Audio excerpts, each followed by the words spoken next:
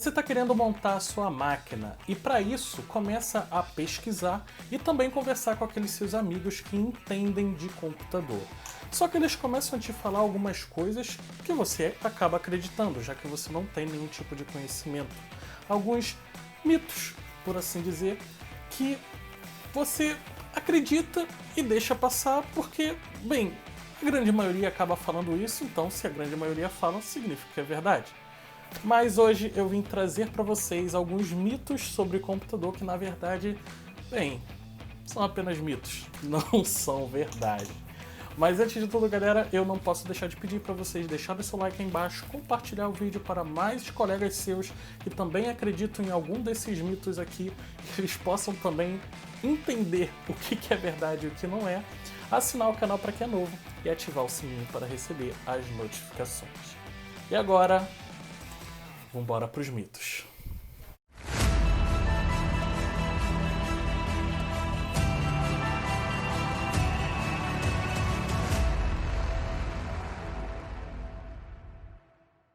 Você gosta de hardware? Está curioso para saber qual é a melhor combinação entre placa-mãe, processador ou até mesmo saber qual é a melhor placa de vídeo que vai combinar com o seu processador?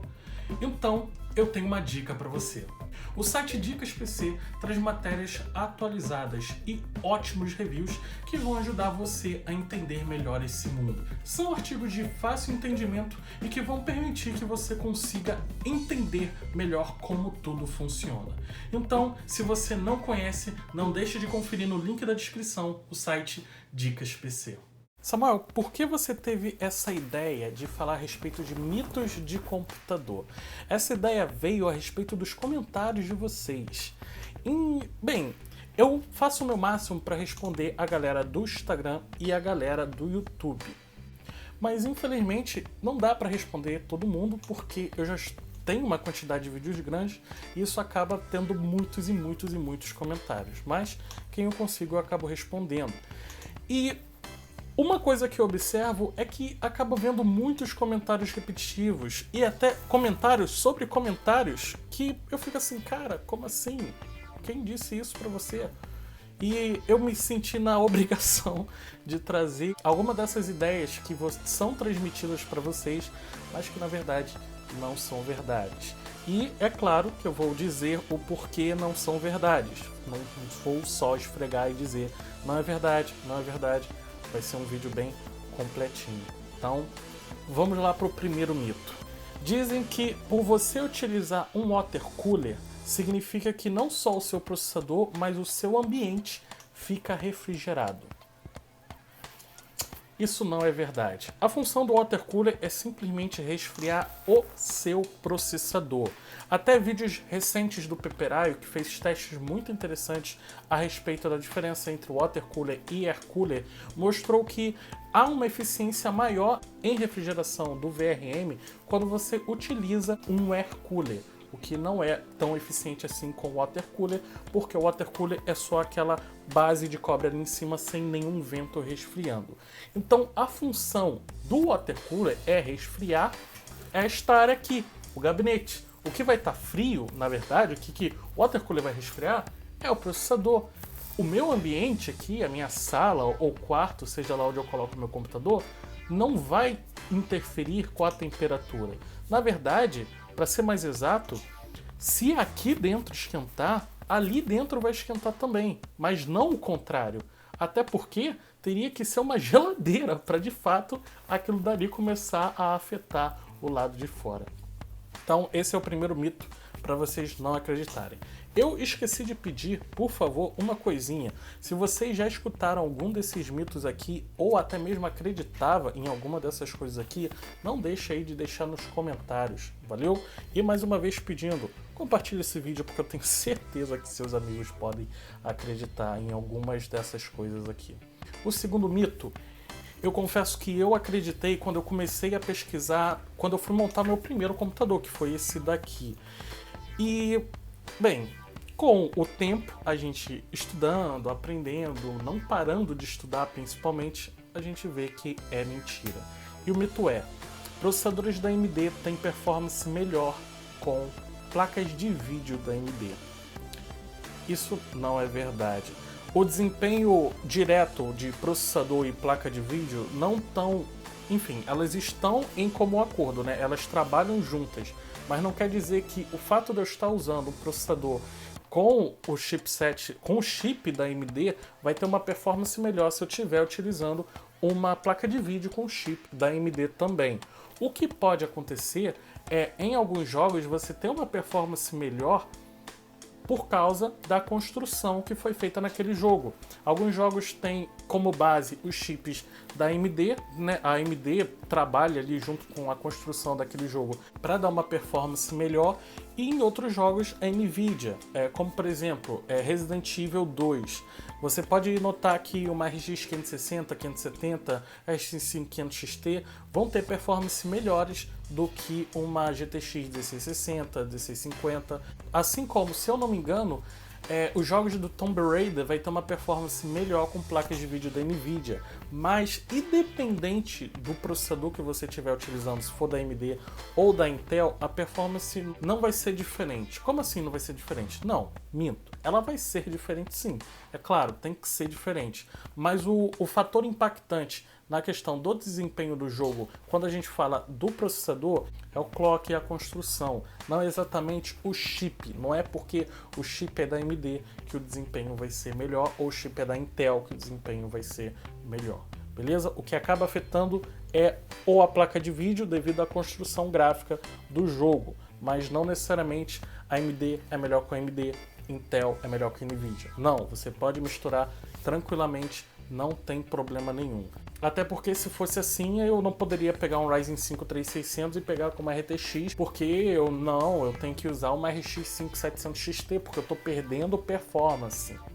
Não, gente, não é assim. Agora vamos para o terceiro mito. Esse mito eu gostei. É o mito de que mais memória RAM deixa o seu computador mais rápido.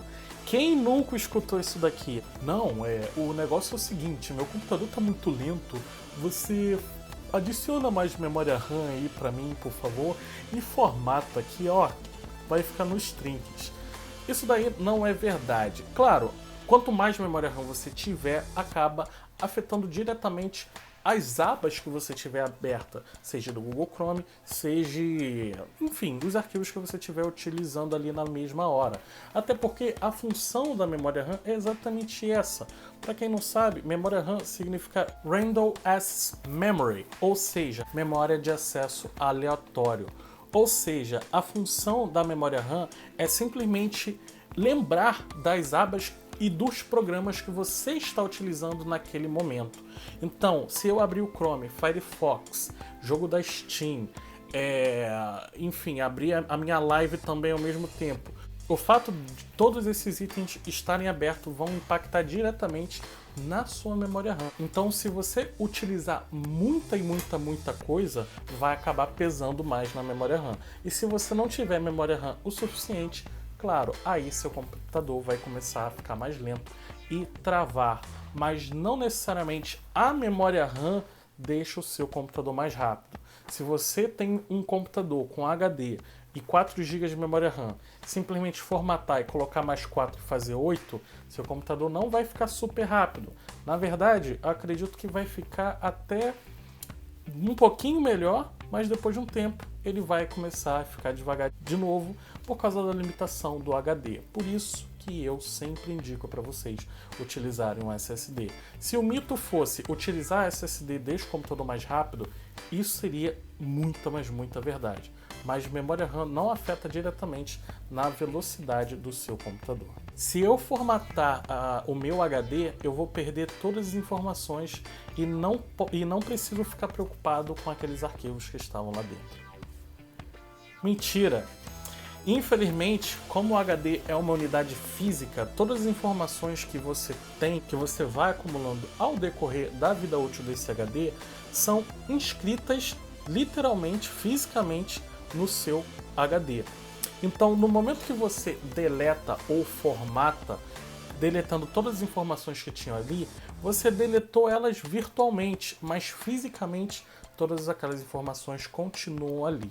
E tem alguns programas, tem pessoas aí, eu particularmente não sei exatamente como é o processo, mas tem como você ainda recuperar aquelas informações que foram formatadas e deletadas. Então, se você tem alguma coisa no HD que não quer que ninguém veja, a melhor coisa que você pode fazer é destruí-lo de vez. Seja utilizando um ímã, é muito utilizado aí para destruir HD, ou simplesmente tacando no chão, o que vai ser um estrondo do caramba, porque o HD ele é bem pesado, batendo no chão, meu Deus do céu, vai quebrar o mármore. Usar uma fonte de potência muito alta e usar componentes que não precisam de toda aquela potência pode acabar danificando o seu computador. Não é verdade. Se você comprar uma fonte de 1000 watts e usar ela em junção com componentes que não vão utilizar nem metade do que essa fonte está te oferecendo, você não está estragando o seu computador por conta disso. O que acontece é que aquela fonte tem a capacidade de te entregar até 1000 watts, mas isso não significa que ela sempre vai te entregar 1000 watts. Então, se você tem um computador, vamos colocar um exemplo, você tem uma GTX 1660 que em algumas configurações pedem para você ter pelo menos uma fonte de 500, 550, um i5 8400 ou um i5 de 10ª geração, vamos colocar até um water cooler, vamos encher de fan, enfim, e SSD, HD, enfim, encheu o computador aí, mas a sua fonte é de 1000 watts, tá sobrando a beça. Você não vai explodir o teu computador, nem estragar o teu computador por conta disso. Fique tranquilo, a função da fonte é entregar aquela quantidade de energia necessária. Ela não fica entregando aleatoriamente a carga de energia só porque está escrito lá 550, então ela tem que entregar 550. Não, é 550 que ela pode entregar. Então, se você precisar, ela vai te entregar 550. Beleza? Fiquem tranquilos com relação à fonte. Muitos me perguntam até a respeito disso, eu vou até aproveitar e abrir um adendo. Se você for comprar uma fonte, se baseie na quantidade que é pedido na sua placa de vídeo. Exemplo, RX 570 da XFX. Não, outro exemplo, que esse eu lembro de cabeça. RTX 2060 Super modelo Strix. Se você for lá no site da fabricante, vai ver que eles recomendam para você uma fonte de 550. Então uma fonte de 550 watts já atende muito bem. E é claro que essas fontes que eles indicam já tem uma margem de erro bem para cima, para você não ter problema. Então, se você pretende futuramente fazer um upgrade de placa de vídeo, compre a sua fonte baseado naquele upgrade, porque senão você vai ter que gastar dinheiro duas vezes, depois comprando a placa de vídeo nova e também comprando uma fonte nova. Esse vocês também vão se identificar. SSD não tem uma vida útil tão grande quanto a de um HD. Esse é um dos mitos que é meia verdade, porque diferente do HD, o SSD ele tem uma vida útil baseado na quantidade de vezes que você o utiliza. O HD ele é um disco físico e você consegue utilizar ele até ou aquele disco estragar, ou você simplesmente derrubar, ou alguma coisa acontecer. Já o SSD não, ele tem sim um tempo de vida útil, mas eu não me atrevo a dizer necessariamente que ele não tem a mesma vida útil que um HD. Eu me atrevo a dizer, na verdade, que até um SSD pode viver até mais tempo que um HD, dependendo da maneira que você utiliza. Como assim? O SSD, ele tem, agora eu não lembro de cabeça, mas ele tem uma quantidade lá de memória que você pode utilizar, tipo assim, 1 terabyte. Então, a partir do momento que eu instalei alguma coisa, já vai comendo. Deletei, coloco, deletei, coloco, deletei, coloco. Isso vai comendo e diminuindo a minha vida útil do meu SSD. Eu utilizo o meu SSD, o SSD da minha máquina, apenas para o sistema operacional e programas.